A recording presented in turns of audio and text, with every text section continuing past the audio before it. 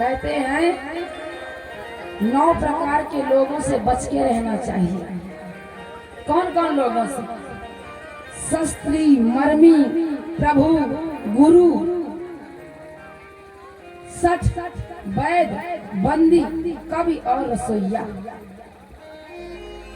9 प्रकार के लोगों से बच के रहना चाहिए महाराज। शास्त्री, जो शस्त्र रखा हो हाथ में, उससे बच के रहो कभी भी, गोविंदाय नमः नमः कर दे।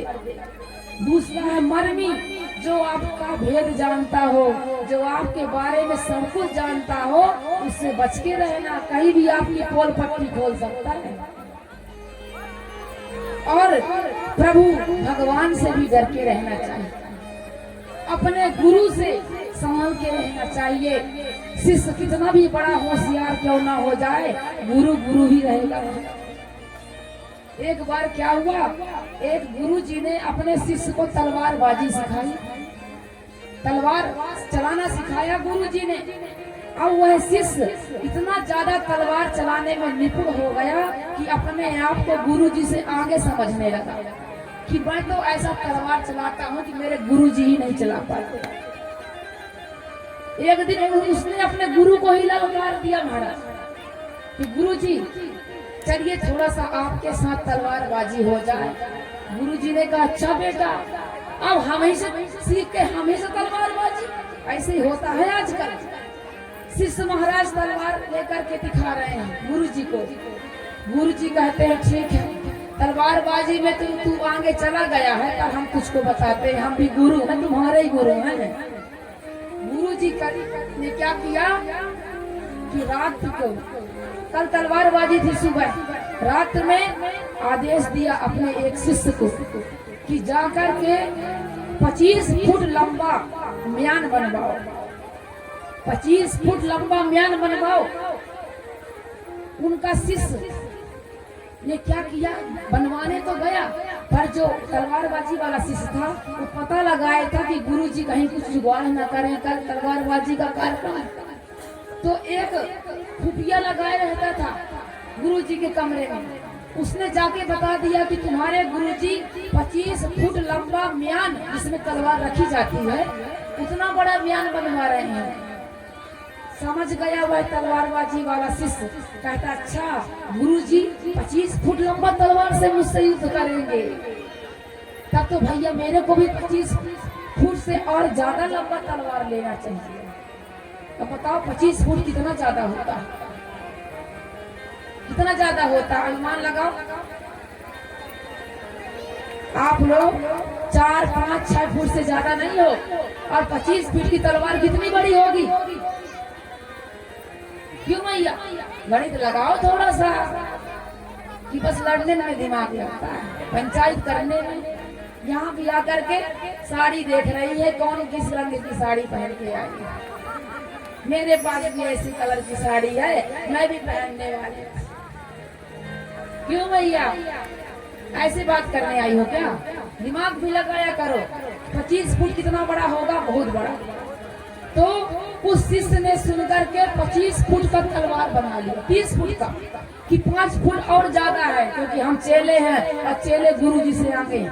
आजकल जहाँ देखो वहाँ महाराज बेचारे गुरु जी गुरु रह जाते हैं, चेला खाना बन जाता है, तो गुड़े रह जाते हैं गुरु जी। तो अब सुबह तलवारबाजी का कार्यक्रम था, वो दोनों गुरु और शिष्य आमने सामने जैसे खड़े हुए, तो शिष्य ने 30 फीट लंबा तलवार निकाला, और गुरु जी 25 फीट के म्यान में सिर्फ 3, 3.5 फीट की तलवार रखे थे। म्यान था 25 फीट का और तलवार थी 3.5 फीट। जैसे निकाला, तुरंत निकाल लिया गुरुजी ने और रख दिया उनके गले पर, शिष्य के गर्दन पर तलवार रख दी और कह दिया बोल। और वो बेचारा जो शिष्य था, 30 फुट तलवार म्यान से निकालने में टाइम लग गया। इतना बड़ा म्यान था कि खींचते जा रहा, तलवार ही नहीं निकल पाया, और वहाँ गुरुजी की तलवार गर्दन पर पड़ गई। हाथ जोड़ लिया, हे गुरुदेव मुझसे बहुत बड़ी गलती हुई है, इसीलिए हम निवेदन करना चाहते हैं कि गुरुजी ही कहलाएंगे। चेला कितना भी बड़ा ज्ञानी हो जाए, गुरु का दिमाग नहीं पा सकता। तो श्रेष्ठ हर स्थिति में हमसे श्रेष्ठ है। लड़का कितना भी पढ़ा लिखा हो जाए पर अपने माता पिता से होशियार नहीं हो सकता। भले माँ बाप पढ़े लिखे कम होते हैं, पर जो उनका अनुभव होता है, ज्ञान होता है, वो अपने संतान से ज्यादा ही होता है।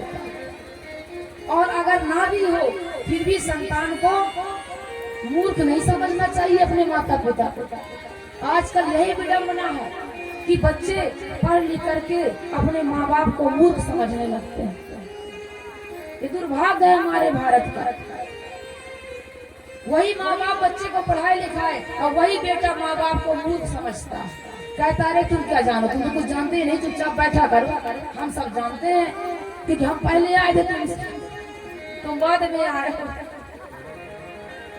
तो मैं निवेदन करना चाहती हूँ कि अपने माता पिता गुरु को श्रेष्ठ ही समझा जाए। बच्चे बच्चे बन करके रहे तभी आनंद आता है। प्रेम से बोलो राधे। तो हमने कहा 9 प्रकार के लोगों से सतर्क रहो, शास्त्री, मर्मी, प्रभु, गुरु और सठ मूर्ख। सठ का मतलब है मूर्ख से बच के रहना चाहिए। मूर्ख से बहस करोगे तो क्या जीतोगे, इसलिए उससे दूर रहो, ज्यादा अच्छा है। क्योंकि दिमाग नहीं है, पता चले उठा के डंडा सर में ही जड़ते तो सठ है, मूर्ख है। और वैद्य से भी बच के रहना चाहिए। डॉक्टर से कौन सा इंजेक्शन लगा दे, कौन सा टेबलेट खिला दे कि गोविंदाय नमो नमः हो जाए, तो वैद्य से भी बच के रहना चाहिए। और बंदी जो बिरदावली गाते हैं, जो कविता गाया करते थे राजा महाराजा के दरबार में, उनसे भी बच के रहना चाहिए। पता नहीं कौन से राजा के बुराई को गा करके पूरे प्रजा में फैला रही है। तो बंदी से बच के रहो, कवि से बच के रहो, ना जाने कौन सी कविता आपके बुराई के नाम पर निकाल दे। और रसोइया से बच के रहो, जो भोजन बनाए उससे भी बच के रहना चाहिए। पता चले भोजन में कुछ मिला करके खिला दिया, वो अपने राम। प्रेम से बोलो राधे राधे। तो कह रहा